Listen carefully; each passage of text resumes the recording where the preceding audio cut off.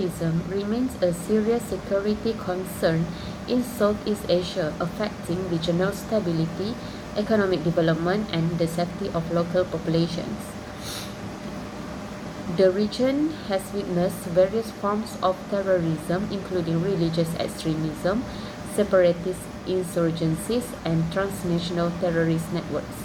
Countries like Indonesia, the Philippines, Malaysia, and Thailand have been particularly vulnerable due to internal conflicts, porous borders, and ideological influence from global extremist movements. Over the past 2 decades, Southeast Asia has become both a target and a base for terrorist activities, prompting regional cooperation and international support to combat the threat. Understanding the root cause, key factors, and response mechanisms is essential to addressing terrorism effectively and ensuring long-term peace and security in the region. Assalamualaikum. My name is Sharah Nur Kristina. Today I'll be discussing the main factors driving terrorism in Southeast Asia, a region that continues to face complex and evolving threats. We begin with historical and political grievance. The colonial legacy in Southeast Asia left behind deeply problematic borders and governance systems. This often ignored ethnic and religious diversity, particularly affecting Muslim communities in regions like Mindanao in the Philippines and southern Thailand. These groups have faced systematic marginalization, both politically and economically. Over time, extremist organizations have used this grievance to frame themselves as defenders of the oppressed, recruiting people through promises of justice and identity. Next, we look at religious extremism. Groups such as Jemaah Islamiyah and the Abu Sayyaf group promote radical ideologies that justify violence in the name of Islam. They push for the creation of a transnational Islamic caliphate and often rely on selective interpretation of religious texts. These messages can be especially persuasive to those who feel alienated or are searching for purpose, particularly in areas lacking strong, moderate religious leadership. Moving to our second category, we look at socio-economic condition and external influences. Poverty and lack of education don't directly cause terrorism, but they create an environment of vulnerability. High youth unemployment, inequality, and poor access to education leave many young people feeling hopeless. Extremist groups offer them money, status, and a sense of belonging, essentially becoming a lifeline for the disillusioned. Externally, global jihadist movements like ISIS and Al Qaeda have had a major influence on Southeast Asian extremism. They provide ideological guidance, training, and sometimes funding to local terror cells. Perhaps more dangerously, they have perfected the use of social media and online propaganda, enabling remote radicalization and the rise of lone wolf attacks, acts committed by individuals who are radicalized online and act without direct orders. And finally, we cannot ignore the issue of weak governance and porous border.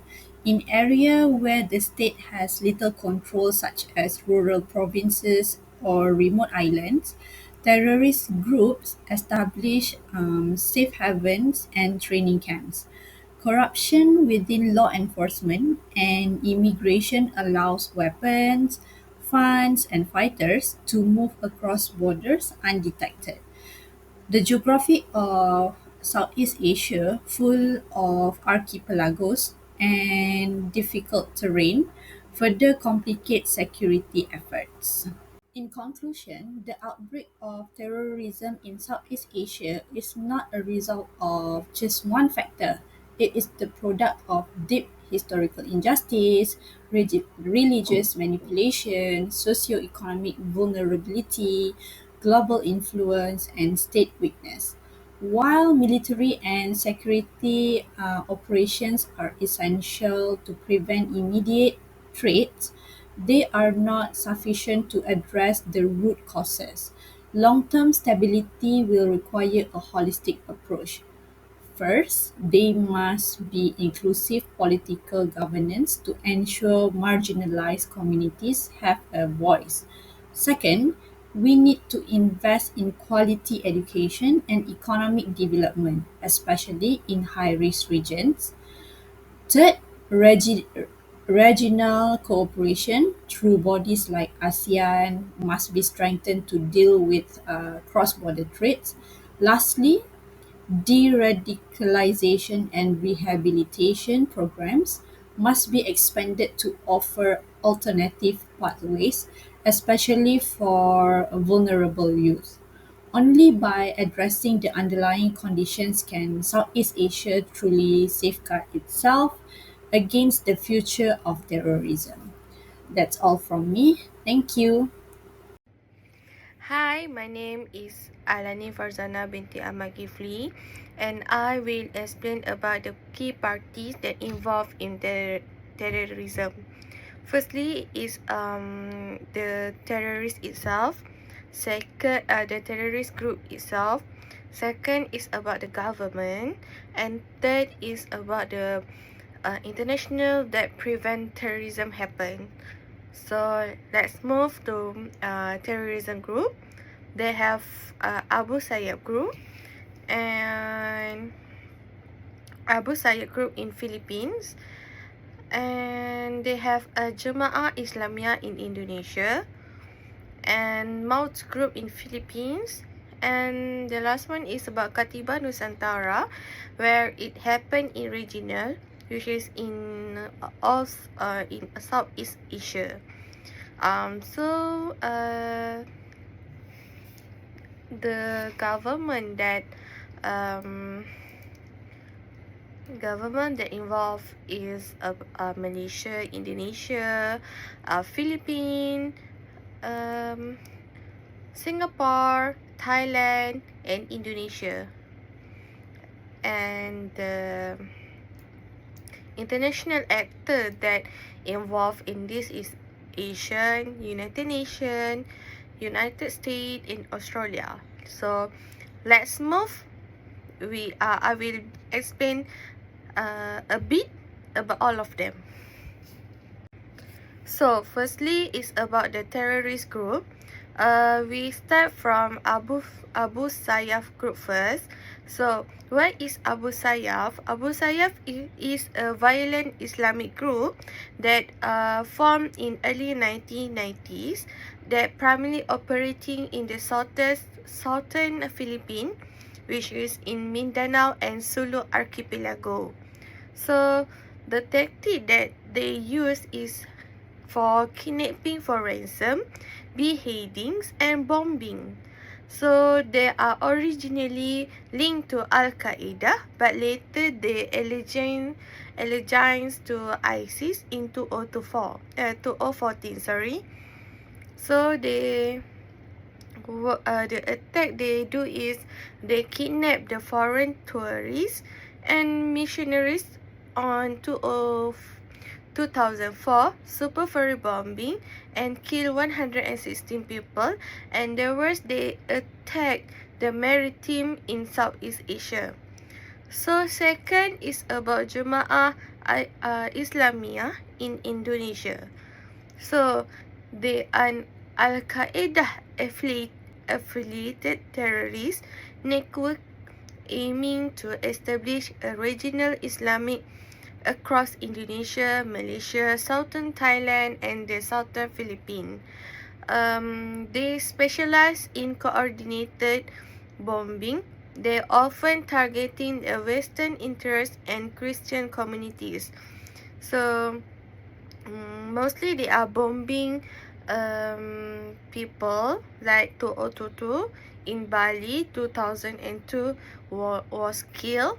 203 2003 Marriott Hotel bombing. 204 Australian Embassy bombing in Jakarta, and currently they are officially banned, but they remains inactive underground despite we already arrest the top of leader. Okay, let's move to Mauf group in Philippines, a radical Islamic group founded by brothers Abdullah and Omar Maut, composed of former members and foreign fighters. So they swore allegiance to ISIS and they collaborate with Abu Sayyaf during their joint operations. In 2017, Marawi Siege launched a 5-month battle in Marawi city, displacing 3,500 people and result in over 1,000 deaths. So currently they are weakened after the siege, but they remain still active in the group. So the last one is about Katiba Nusantara, regional Southeast Asia. The Southeast Asian militant unit fighting under the banner of ISIS, mainly composed of fighters from Indonesia and Malaysia. So they're responsible for recruitment, propaganda, and combat operation in Syria and Iraq, and for planning terror attack back in Southeast Asia. So they act as bridge between global jihadist ideology and local militant in the region. So their tactic is their online radicalization, facilitating travel of fighters to Middle East, and organize their regional attack. So if you can see, there are photos that I found in Google about all of terrorists. Start from Abu Sayyaf, Jemaah Islamiyah, Mauf group in Philippines, and the last one is about Katibah Nusantara. So next, let's move to the government that involved in preventing the terrorism. Firstly, in Indonesia, and their strategy is the combined law enforcement, intelligence gathering, and the soft approach with them. So they have active counterterrorism by Densus 88, which is an elite police unit that trained with a foreign assistant. And next, they use their radicalization program in prisons and communities to reintegrate former militants. And they are also monitoring the return from Syria and Iraq and online radical content. So their success is disruption of terror cells, the arrest of key G and pro-ISIS figures, and move to Malaysia. Their focus, their strategy is focused on preventing through legal and security framework. So they use security officers like Special Measure Act (SOSMA) and Prevention of Terrorism Act (POTA) for preventive detention. Next, they tighten the border and immigration control, especially in Sabah and maritime areas. And also the collaboration with regional neighbor or intelligence sharings. So the success in intercepted plot and arrest a number of suspect militant. And the challenging is their need to balancing their security with civil liberties, risk of underground radicalism. Next, move to Philippines, the military action and peace talk. So they use strategy, dual approach of military force and negotiations. The major offensive against the Abu Sayyaf, Mauf group, and BIFF in Mindanao. In 2017, Marawi responded with urban welfare and humanitarian aid, and they do a a peace agreement with Moral Islamic Liberation Front (MILF) and leading to the creation of the Bangsa Moro Autonomous Regions. They success to reduce the large scales of insurgency and increase the regional autonomy. Next we move to Thailand. The internal security approach that targeted at ethno-religion separatism. Their military operation and security checkpoint in the deep South province, such as Patani, Yala, and Narathiwat. The limited dialogue with insurgent group, but no formal peace process. The use of emergency decree and martial law in affected areas. The success in reduced large-scale attack, and the challenge is ongoing small-scale bombing and youth radicalizations. So last, about Singapore, what they do is they proactive and the whole of society approach to counter the radicalizations. They collaborate with Internal Security Department (ISD). They conduct preemptive arrest and surveillance. The Religious Rehab Group (RRG), they console detainees and counter the extremist ideology. The national campaign like Singapore Secure to raise public awareness. Recently there is no major attack, but early disruption of terrorist cells, and there is that the challenge that risk of important radicalization and self-radicalized individual online. Okay, let's now take a look at how international and regional partners support Southeast Asia in combating the terrorism. For Asians, regional cooperation and intelligence sharing. ASEAN plays a central role by promoting regional cooperations through initiatives like the Asian Convention on Counterterrorism and regular ministerial meetings. ASEAN helps its members to share intelligence, conduct joint training, and coordinate response across borders. However, progress can be slow due to their consensus-based approach. Next is about United Nations. They counter radicalization support, and the UN, particularly through the UNODC and the Counterterrorism Center, they offer the critical support in building a legal framework and tackle the root causes of radicalizations. Their program often focus on promoting human rights and community resilience. And next is about United States training and military support. The US has long been a strategic partner in Southeast Asia's counterterrorism effort. They provide a military training and intelligence sharing, and even help the establish elite unit like Indonesia's Densus 88. The US also previously supported operations in southern Philippines through Joint Task Forces. So last but not least, Australia legal and operational support. Australia focused on strengthening the regional law enforcement. They assist in draft the counterterrorism law and run crisis simulations and support cybersecurity initiatives. Their goal is to help countries respond more effectively and within legal bounds.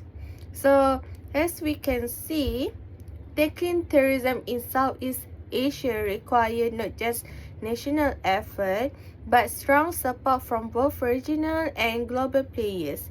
Each actor brings a different strength, whether it's funding, legal expertise, or boost on the ground training, and together they form a crucial part of the region's defense against extremism. So I will pass to another presenter to explain more about terrorism. Thank you. Hi, my name is Aleshwada, and I will discuss about the impact on human costs due to terrorism. So, what is impact on human costs? It will cover first psychological and social trauma. It will call PTSD. So, terrorism not only causes physical harm and loss of life, it also can inflict deep psychological wounds and long-lasting social trauma. In Southeast Asia, where attacks have targeted civilians in markets, schools, religious places, and even cities, the emotional and social impact often lasts for years or generations. So, for the our nation knows, such as a Gaza, no? So, next, the economic disruption. So, terrorism in Southeast Asia doesn't only affect life, it significantly destroys local, national, and even regional economies. This economic cost of terrorism comes in various from direct damage to infrastructure and business loss of investors and tourist confidence, increased military and security expenses, and long-term in development in conflict-prone areas. Last, loss of the cultural heritage and civic life. Terrorism not only take life and destroy economy, it also destroyed the cultural fabric of cities in Southeast Asia where cultural identity is deeply tied to religion site, traditional practice, community space, and civic participation. Terrorism caused irreversible damage to the symbol, institution, and rhythm of daily use. So, what is the impact of economic consequence? First, it is decline in tourism and foreign investment. So, the terrorist attack caused immediate fear among tourists, leading to sharp decline in visitor numbers, especially in countries heavily relying on tourism like Indonesia, Thailand, and Philippines. Example for in the 2002 Bali bombing caused a 13% drop in international arrival devastating the local economy in Bali, which is tourism dependent. So, increased government spending and budget division. Terrorism in Southeast Asia has forced government to significantly increase security-related spending, often at the expense of development programs and social services.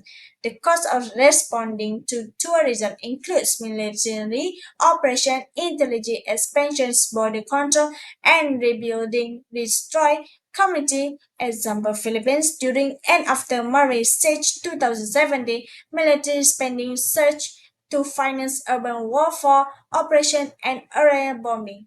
Lastly, long-term underdevelopment and local economy. Terrorism frequently causes mass displacement, forcing civilians to flee their home due to violence, insecurity, and fear of persecution in Southeast Asia, part of China, particularly in conflict-prone or minority-dominated regions. Terrorism, along with heavy military response, has resulted in internal displacement. It is loss of livelihood and long-term humanitarian crisis.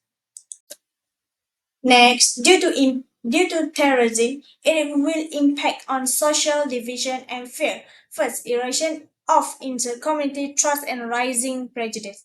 Terrorism, especially when tied to religious or ethnic identity, fuels suspicion and hostility between different groups. Peaceful community may be unfairly stereotyped or blamed based on the identity of attacker. Example, in Indonesia, after Islamic link attack, example Bali bombing, Jakarta attacks, Muslim community face increased security and Islamophobia. Also in Myanmar, violent linked to Rohingya military wars and anti-Muslim sentiment nationwide. So what happened? So the fear in the daily life public space. Civilians develop chronic fear of public gathering, religious events, or urban spaces, and public trust in safety undermined, especially after high-profile attack in cities transport, hubs, and religion sites. So example for this. After the Jolo Carolina bombing Philippines 2019, religious gatherings in conflict areas were scaled down and cancelled. For the Bangkok, after bombing incident, most and tourist centers saw sharp decline in foot traffic. Next. So, what is the impact of national security and civil liberties due to terrorism? It will be tension between security and democracy. When government respond to terrorism with broad, powerful security law, they often risk undermining the democratic principles such as freedom of speech, rule of the law, and protection from arbitrary detention. This danger arises when national security is prioritized over civil liberties, leading to chilling effect on civil society, political decision, and press freedom. So, what next? The erosion of civil liberties are and human rights. In the fight against terrorism, government often impose strict laws and several measures that infringe on the individual freedom, such as the right to privacy, freedom of expression, freedom of assembly, and protection for arbitrary detention. This measure, while aimed at the national security, can lead to abuse of power and suppression of legitimate decision, especially when applied disproportionately to specific groups. Last, erosion of civil liberties and human rights. In the name of national security, government may implement strict anti-terror law that limit personal freedom, including freedom of speech, privacy, and due process. This law, if poorly defined and abused, can lead to arbitrary arrest and surveillance of innocent citizens and the silence of disease, ultimately weakening democratic values and human rights protection. Assalamualaikum, my name is Sharifah Ada Shahira.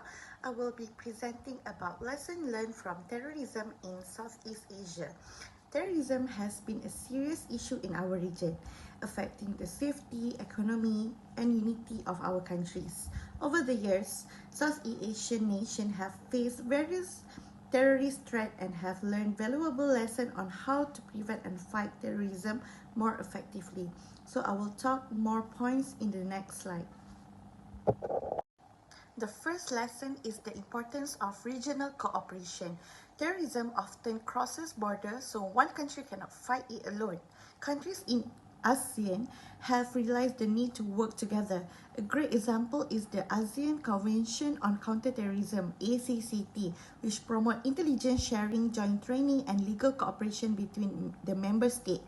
Also, countries like Malaysia, Indonesia, and the Philippines have conducted joint patrols in the Sulu Sea to monitor terrorist activities. This shows how working as a team increases our chances of stopping terrorism. The second lesson is the importance of engaging local communities. Terrorist groups often target vulnerable people, especially youth, by spreading radical ideologies. To prevent this, government work with teachers, religious leaders, and parents to promote peace and correct teachings of religion.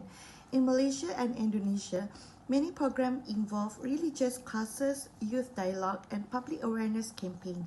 These efforts help build stronger communities that reject violence and support peace.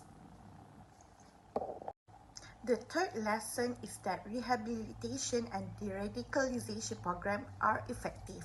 Some terrorists or extremists may regret their actions. Instead of punishing them forever, countries like Malaysia and Indonesia offer them a second chance. Through counseling, education, religious guidance, and job training, these individuals are guided back into society. This reduces the chances of them rejoining the terrorist group and help prevent others from being influenced. Last but not least, lesson that counterterrorism policies must be balanced. While it is important to be strict, government must also respect human rights. If people feel oppressed, treated unfairly, or targeted based on religion or ethnic, it can cause anger and create more radicals. Therefore, a successful strategy must combine security and justice, punishing real threat but also protecting innocent citizens. In conclusion, Southeast Asia has faced many terrorist challenges, But these experiences have taught us valuable lessons. We now know that the best way to combat terrorism is not just through force, but through cooperation, prevention, education, and fairness. By working together and supporting our communities, we can build a safer and more peaceful region for everyone. That's all from me. Thank you. In conclusion, terrorism in Southeast Asia continues to pose a significant threat to regional peace and security. While governments have made progress through counterterrorism operations, legal reforms, and regional cooperation, the threat persists due to the adaptability of extremist groups and underlying issues such as poverty, marginalization, and radical ideology. Lasting solutions require a combination of military, legal, and community-based approaches that address both the symptoms and root cause of terrorism. Strengthening education, promoting inclusive development, and fostering cross-border collaboration remain crucial in building a resilient and peaceful Southeast Asia.